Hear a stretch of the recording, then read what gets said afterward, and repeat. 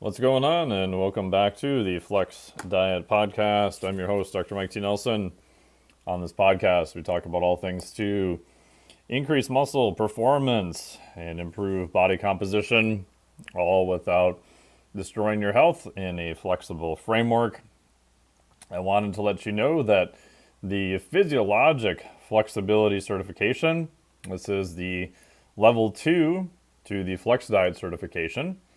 So if you have taken the Flex Diet Cert already, or if you feel like you're pretty good with nutrition and recovery and kind of basic exercise, then the next question is, what do you do next?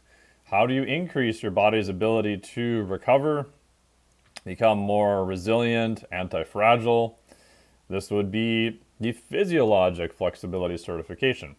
So a similar idea to the Flex Diet, which is a combination of metabolic flexibility and flexible dieting. So metabolic flexibility has 3 components. How well can you use carbohydrates as a fuel? Part 2, how well can you use fat as a fuel? Part 3, how well can you switch back and forth between fats and carbohydrates, depending upon the task at hand or what you're trying to do.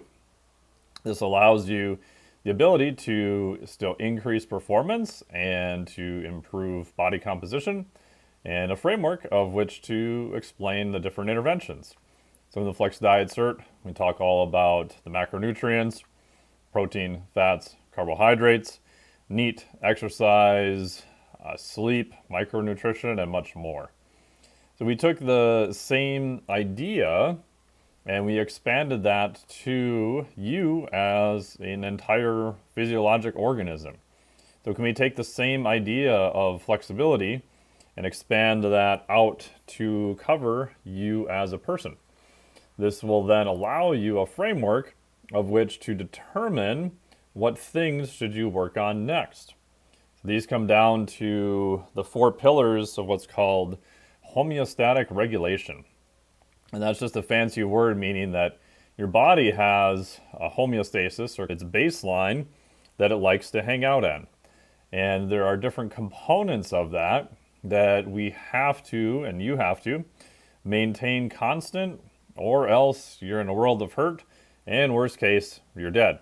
So those are going to be number 1, body temperature. Number 2 is blood pH. 3 is the fuel system.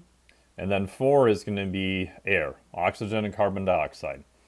So there are a few other systems, of course, that your body has to regulate, but those are going to be the top 4. And within that, we know that we can expand your physiologic headroom, or what I call HDR, human dynamic range, within each one. So with temperature, you can do things such as a hot tub, sauna, exercise in the heat. That will expand how well your body can cope in a little bit more of extreme environment. You can go colder also. You could do air temperature, you could do cold water immersion, etc. Now we're not expecting body temperature to change a whole lot. In fact, your body is actively working to try to not have your body temperature change that much. But we can increase how well your body is adapting to, let's say, the stimulus of increased heat.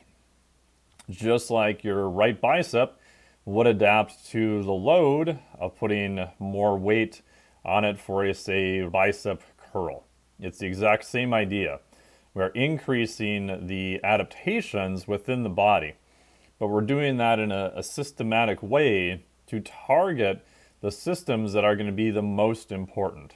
And I believe once we do that, the transfer or the carryover to you as a better functioning human organism is going to be a lot better. So 1 would be temperature, 2 would be pH. Again, we don't expect blood pH to change that much at all. If it does, you're going to be in a world of hurt. But you can do crazy stuff like really high intense intervals. These are commonly called in the lab wind gates. This is a high output of 30 to maybe 60 seconds. There's different types, but it's relatively short, extremely high output, typically done on a bike, potentially a rower or other modalities, and they are not fun at all. If you've ever done them, you're easily in excess of 100% of your VO2 max. They are ridiculously hard, but if they're done in the correct manner, they are very effective. And when you do that, you are literally dumping acid into your bloodstream. You're producing a ton of what's classically called lactic acid. This is better known as lactate plus hydrogen ions. And hydrogen ions are literally the definition of a change in pH, the change in the concentration of hydrogen ions. So you're dumping these hydrogen ions from the muscle into the bloodstream in the local area. And this has a potential to then change the local and overall pH. So your body has to get better at buffering this via different systems. The two main systems are going to be the intra and inter-muscle buffering. The main one there is going to be something like the supplement beta-alanine. Beta-alanine is consumed around 6 grams total per day, maybe 3 grams depending upon the research. This forms with the other amino acid that's in the body, L-histidine, and forms intramuscular carnosine. So carnosine is a buffer of hydrogen ions. We also have buffers that are more located in the blood. Bicarbonate is going to be the main one. And there are supplements you can take to increase blood levels of bicarbonate. You do have to be careful with that because you can end up with some GI distress if you get a little bit too crazy. So there are ways that we can augment these adaptations to the system of pH. So in fuels, we expand that out to the high end of carbohydrate use, which is going to be the formation of lactate and hydrogen ions. So you're starting to see how these systems now overlap. If you are doing, let's say, a 30-second wind gate, which is all out max for 30 seconds, your body is producing a ton of lactate and hydrogen ions. So we have to contend with the hydrogen ions that are trying to change the potential pH. But lactate actually is a very good high-energy fuel. Your brain loves to use lactate. The cardiac system loves to use lactate. The muscle itself can pull lactate and use it directly as a fuel. Otherwise, it can also go to the liver and be converted to glucose via the Cori cycle. That does take a little bit longer. Spinning off lactate is not necessarily an issue. It's the pesky hydrogen ions that come with it. So we talk about what to do with the fuel system when you're using a lot of carbohydrates for fuel. And again, this is going to be great for weight training, high intensity intervals, speed, power generation, etc. On the other end, related to metabolic flexibility, the cousin of high fat use is going to be ketones. Ketones are spun off when the body is using a ton of fat, generally in a low carbohydrate condition. Ketones have some very fascinating effects upon physiology. Again, the cardiac system and the brain love to use ketones. They may be used as a fuel for muscle. Some of that is a little bit debatable depending upon the context. But the spin-off of the ketones, the ketone bodies, we can now potentially get via a supplement. So you do not necessarily only have to do a ketogenic diet. With supplements now, we can increase ketones, these ketone bodies in the bloodstream, while still potentially having a higher carbohydrate, even moderate carbohydrate background.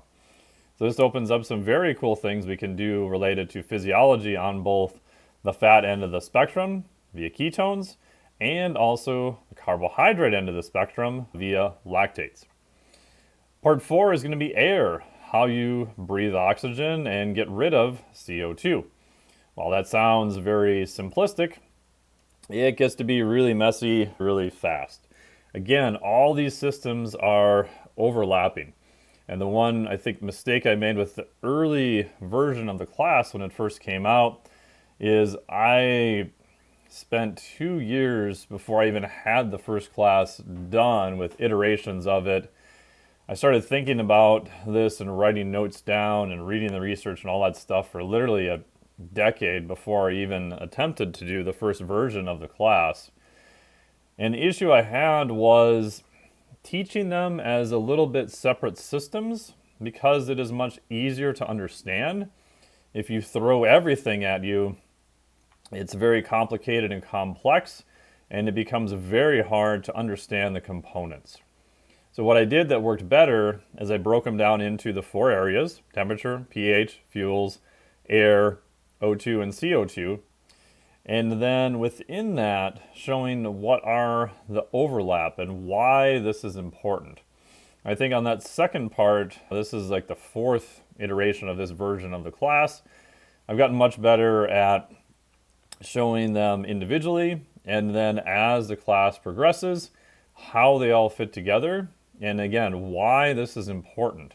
Because without understanding it, you'll probably make mistakes and apply the wrong intervention at the wrong time, which can lead to worse results, especially for more effort that's applied.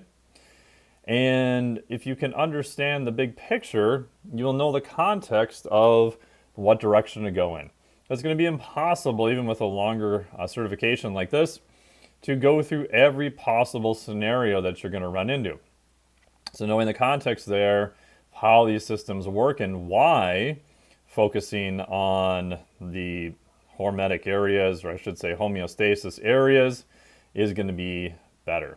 As the class evolves, I've been adding more videos now to show how they're related and why they're useful. So each intervention has 10 specific action items, so you'll know exactly how to apply it within the framework of that area. And like I said, I'm adding more videos currently right now to show how these are all interrelated. And again, the physiology in this area does get complex. For example, the O2, the CO2 area, and I think that was the hardest area to do right after the cold water immersion research. I think that one took me almost a year to get the modules finally out. I am very happy with how they turned out. So here's an example of why this stuff matters and an action item you can look at from a high level that's useful. So now with technology, I'm a big fan of using heart rate variability. There's various devices to measure that. The Oura Ring is good for sleep. Or we can have a debate about how accurate it is for sleep cycles. I think 3 of the underappreciated areas from Oura, just as an example, and there's other devices that'll do this. My Garmin watch will do this. I know the Apple Watch will do this. Heart rate variability measurements we can get from that.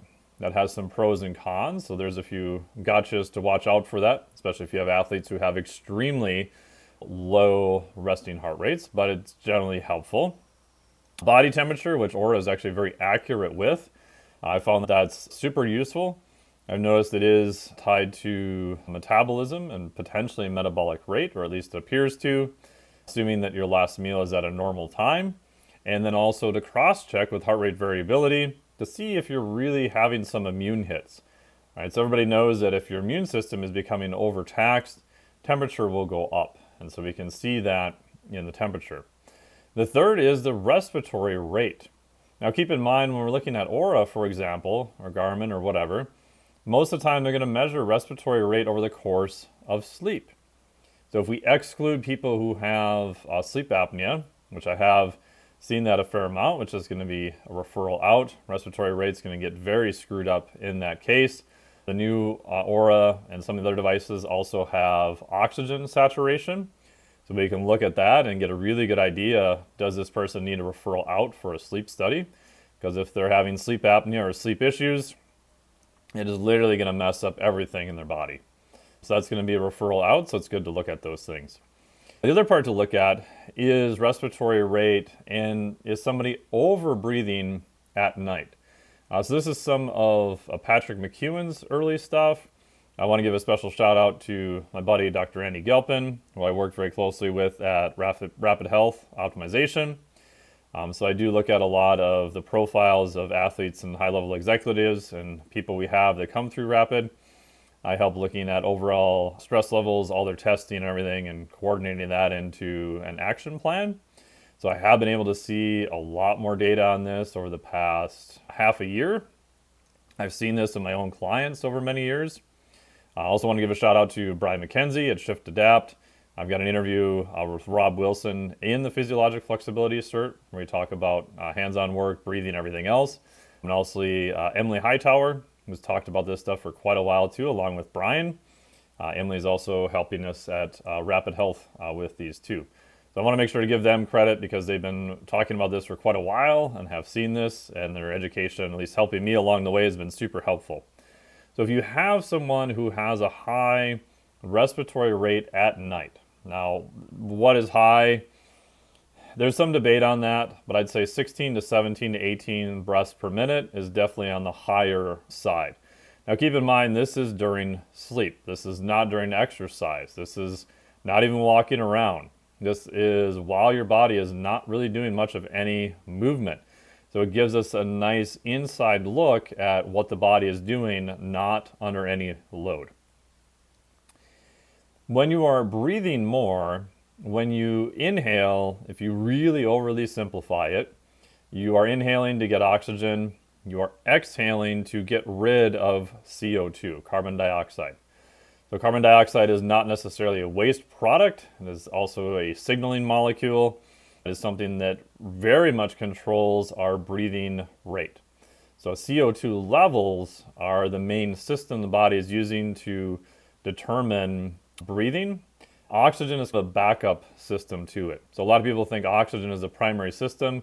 It can be better thought of as more of a backup system.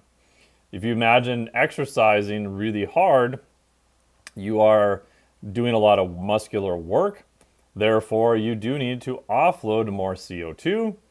Therefore, your respiratory rate will go up. Your body is really working to get rid of that CO2 via the lungs. But at rest or during sleep, when you are overbreathing, again, this is not necessarily from a pathological state or due to a disease process. This is just an adaptation that can happen in the body for a whole wide range of reasons, which is well beyond this podcast, but we can spot it. And when you are breathing faster, you are getting rid of more CO2. Now, at face value, you might think, oh, whatever, I'm just clearing out more CO2. This shouldn't really be an issue, but it can cause other issues. So if we go all the way back to some of the classic physiology work that was done, you'll find something called the Bohr effect, B-O-H-R. This was originally described in 1904 by Christian Bohr, who's a Danish physiologist. And what it states was that the oxygen binding affinity of hemoglobin is inversely related to acidity, so pH, and carbon dioxide concentration. So our oxygen binding affinity of hemoglobin. So hemoglobin is going to be the main molecule that the body is then using for offloading CO2 and delivering of O2 to the muscle. So oxygen binding affinity is just how well the oxygen molecule is stuck to the hemoglobin, or we could use a red blood cell in place of it. This is inversely related to acidity. So when you have local changes, let's just zoom in and look at the muscle level. When the local pH changes, this changes the oxygen affinity. You can imagine back to our example of doing some high intensity interval work. What are we doing? We're running glycolysis very hard. We're burning through a bunch of glucose. We are still using oxygen. This is not purely an anaerobic event, although we do have some of that going on. And you're spinning off lactate and hydrogen ions. So this is going to happen especially locally because a muscle is going to dump hydrogen ions locally. Hydrogen ions, you literally dump more of them into the blood, you are making it more acidic. Therefore, when this happens, you're changing how well oxygen can bind to hemoglobin, which in a way is ingenious, because if you zoom all the way back out again, there's something in physiology called local control. So local control tends to trump any systematic thing going on.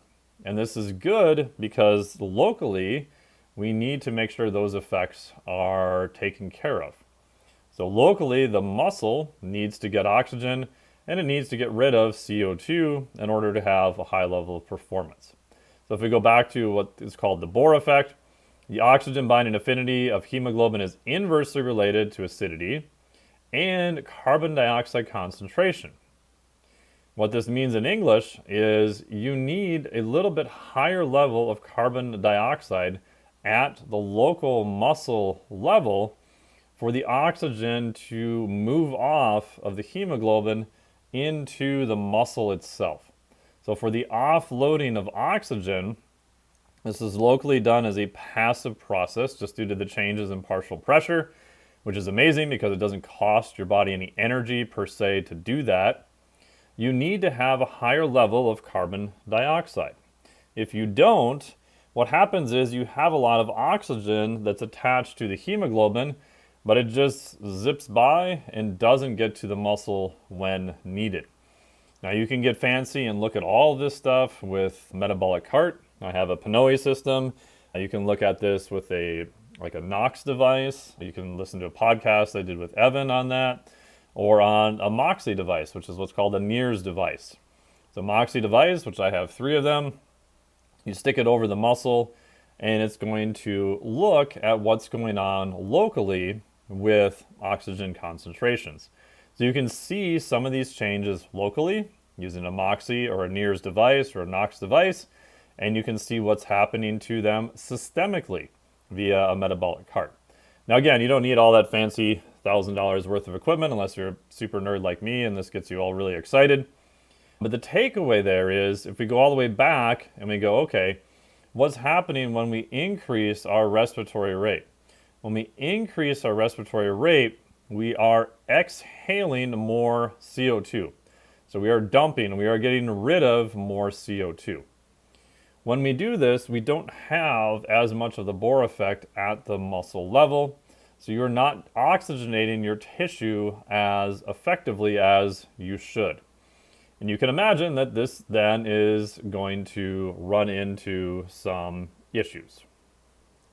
The Bohr effect explains how a low pH, remember it said acidity, decreases hemoglobin's affinity for oxygen. So this makes it also much more likely to offload. So those changes in pH that we saw when the muscle is becoming more acidic benefits the muscle to try to get more oxygen in. The accumulation of CO2 does the same thing, which when you think about it is a brilliantly designed system that when you are under stress and you're under more load, the body is trying to accommodate more work in that area. However, if we have something like respiratory rate for whatever reason is increased, we are then changing CO2 as part of that equation. That's going to change how well oxygen can get to tissues. Now again, if you go down this rabbit hole, it does get very complicated. There's something called the Haldane effect also. So the Haldane effect is the ability of deoxygenated hemoglobin to carry more carbon dioxide than in the oxygen state. So we're not going to talk too much about that because that gets really messy really fast. But the high level view of all of this is to say that these regulatory systems within the body, temperature, pH, fuels, air, are all related to each other. And with some of the modern wearable devices, we can try to unwrap some of this stuff. Now, we won't know chicken or egg, we won't know what caused what, but we can see that in the case of an increased respiratory rate, then getting rid of too much CO2 is going to lead to some issues, especially with performance. So again, knowing that, then you can reverse engineer what you would do to try to wrap your arms around how to change it. Now, the other component that I didn't tell you here is that CO2 levels are controlled by these chemoreceptors throughout the body. And if you look at studies where they've inhaled pure CO2, which is not recommended, you very much get a panic sensation and you feel like you want to breathe as soon as possible. But these chemoreceptors that are detecting CO2 levels in the body, because this is the main way the body is trying to determine breathing, they have a kind of a gain range, and the gain on them can be changed over time, meaning your body can get accustomed or hypersensitive to CO2 levels. This can result in trying to breathe at a little bit faster rate. Now the good part is these can be changed over time. So if you are someone who is overbreathing at rest, you're not necessarily stuck there, because the beauty of all this systems is that it's very adaptable. The question then is, what stimulus do you need to put in to get it to adapt in a better direction. Knowing what we just talked about, you would want to try to target a slight increase in CO2 levels, but not ridiculously high levels. So you'd want to try to accumulate more CO2. My bias there, again, there's a lot of ways you can do this. Some breath work can be useful in that area. Doing like a Wim Hof style breath work or superventilation method, where you have a very high respiratory rate and you are trying to get rid of more CO2, would not be my starting point. You would want to do the opposite. You would want to have slightly higher levels of CO2, and you would want to prolong that for a period of time. So you want to try to change the system in the brain, these chemoreceptors that are triggering areas in the brain, to realize that, hey, this is my new normal. So I can chill out and relax a little bit more. So Brian McKenzie's talked a lot about this with like zone 2 training, or he has a gears system, which is super useful. Low to moderate intensity work. So zone 2, generally you're going to be able to have a conversation. It'll feel like you are exercising or someone is listening in. They would say, yep, you are definitely exercising. But you'd be able to continue to have a conversation. When you do that, you are increasing more CO2 levels. Now, I would also restrict airflow. Now, you don't need to get any fancy devices. Again, they may or may not be helpful. Just breathe in and out of your nose. Right? Breathing in and out of your nose has a fair amount of benefits at low to moderate intensity exercise. And by definition, you are restricting airflow, which is what we want to do in this case. We want to build up these slightly higher levels of CO2 for longer periods of time. So you could do some zone 2 stuff, only breathing in and out of your nose. For some people, even walking can be enough to help. Breathe in and out of your nose just as you go. And this will be super helpful for that.